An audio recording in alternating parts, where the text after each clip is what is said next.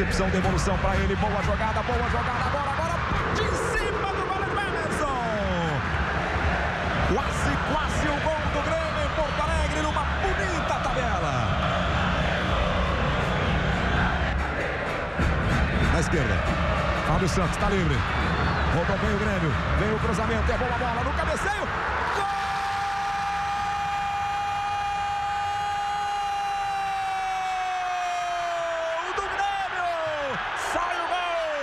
Num levantamento da esquerda, há muito tempo já estávamos dizendo, o Guarani não conseguia dar conta da insistente jogada pela esquerda. Fábio Santos, livre de novo, e aí Jonas de cabeça.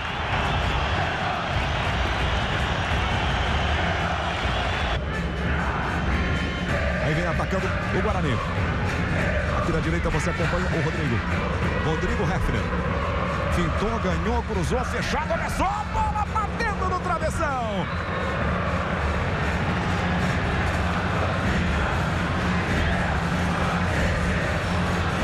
Ailson e sobrou com o Fabão. Só que roubou o Adilson. É Rockenbach de primeira agora com o Borges. Borges foi lançado, a chance é boa, bateu pro gol, bateu pra fora. Ele entrou de cara com o goleiro. Ele entrou na cara do goleiro. Ele entrou em condição de fazer o gol.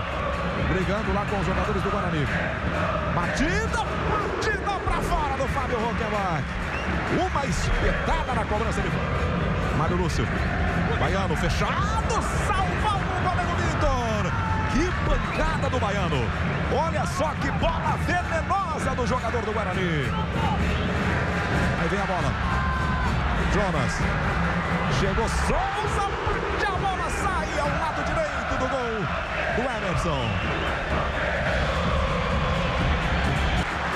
Aí vem Jonas. André Lima pede por dentro. Jonas vai chegando. Passou. Tá na área.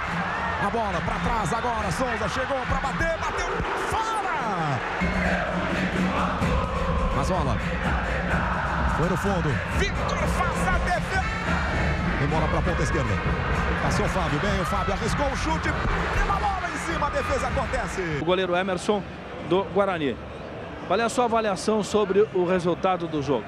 O resultado do jogo, infelizmente, no segundo tempo, só o Guarani jogou, né? Mas não é isso que consta. No primeiro tempo não jogamos e acontecemos tomando gol aí, aqui dentro de casa ainda, aqui fora de casa, aqui contra o Grêmio fora de casa, fica difícil de reverter.